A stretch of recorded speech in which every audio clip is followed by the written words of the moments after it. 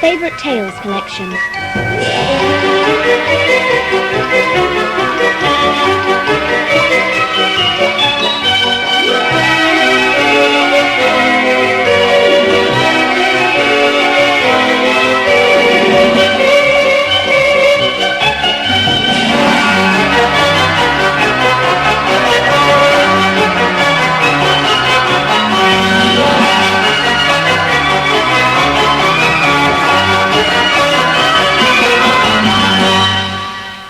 Hello, welcome to another favourite tale from Ladybird.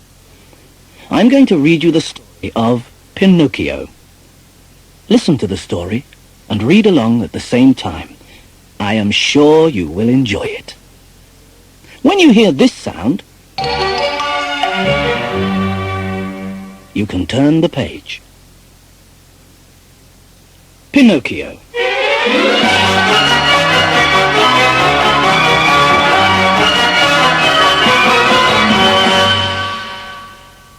Once there was an old woodcarver called Geppetto, who longed to have a child of his own. So he decided to make a puppet that would be just like a real boy.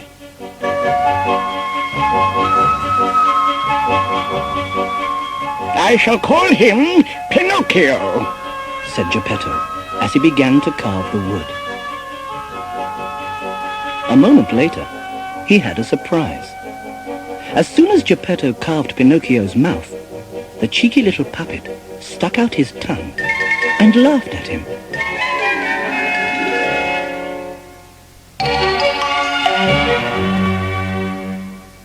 Geppetto's surprises were not over.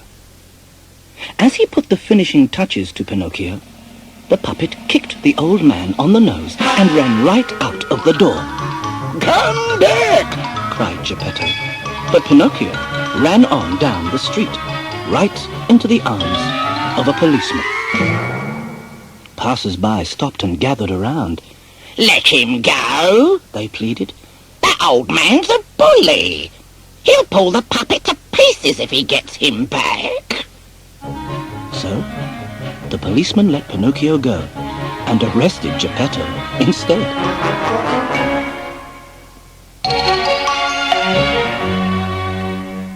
As soon as the old man had been taken away, Pinocchio returned home.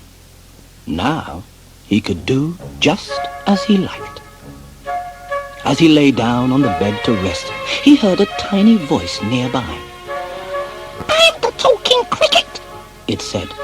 "Be careful. Boys who don't listen to their fathers are always sorry later." But Pinocchio ignored the cricket.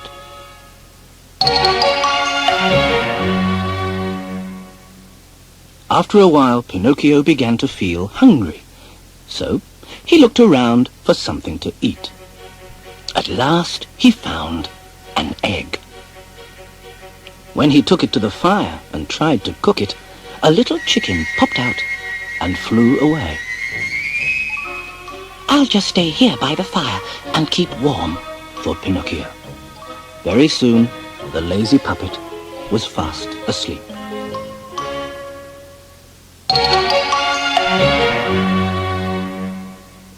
When Geppetto came home, he discovered that the fire had burned off the puppet's feet. "Poor Pinocchio," said Geppetto sadly, giving him some pears to eat. "I'll make you some new feet, and I'll get you some clothes so that you can go to school like a real boy."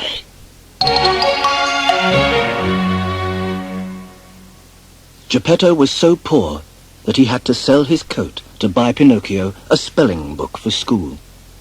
"Now, off you go," he said, handing Pinocchio the book. On his way to school, the naughty little puppet heard some music playing. "That sounds exciting," he thought. "I'll go and see where it's coming from. It won't matter if I'm late for school."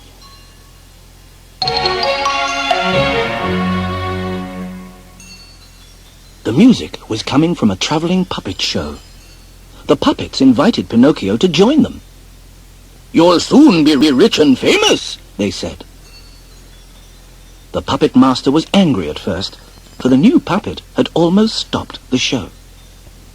But he soon forgave Pinocchio and let him dance and sing with all the other puppets. Next morning, the puppet master was much more friendly. He sent Pinocchio home with 5 gold coins to give to Geppetto.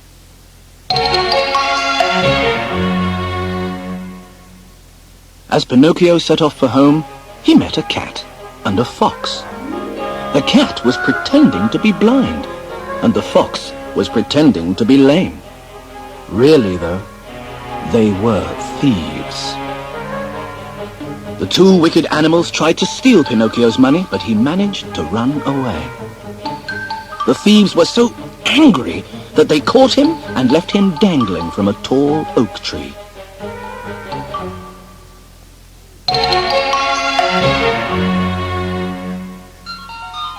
Luckily, a beautiful blue fairy who lived nearby rescued Pinocchio and took him to her home.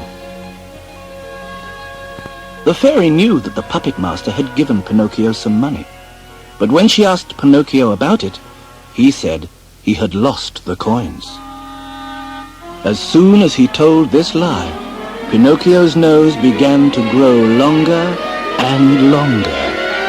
The fairy laughed. "That's what happens when you tell lies," she said. Pinocchio was sorry he had been naughty again. "I wish I were a real boy," he told the fairy. "Can you help me to become one?" "Yes," said the blue fairy with a smile, "but only if you are good and kind and brave." Then she told him how to get home to Geppetto.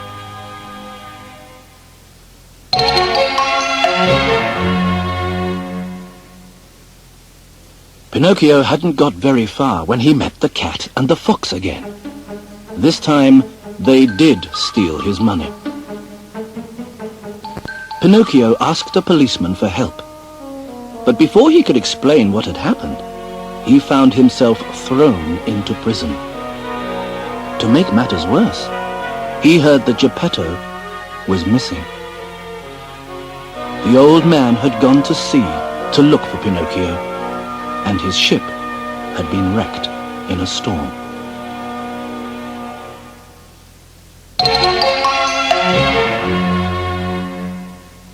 When Pinocchio was let out of prison, he really meant to go to school and be good. But he met some bad boys who persuaded him to run away. Though he had fun at first, Pinocchio was soon in trouble again. In a place called Toyland, he and the bad boys were all turned into donkeys. Pinocchio was put to work in a circus. One day, he hurt his leg and couldn't work anymore, so he was thrown into the sea.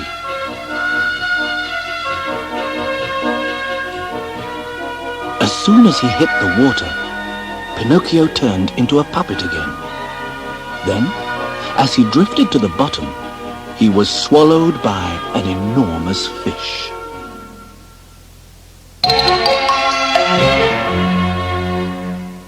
Pinocchio was amazed to find Geppetto inside the fish's belly, alive and well. This time, Pinocchio wasn't naughty or lazy. Bravely, he led the kind old man to safety. The blue fairy had been watching. "You deserve to have your wish, Pinocchio," she said. And to everyone's delight, she turned him into a real live boy at last.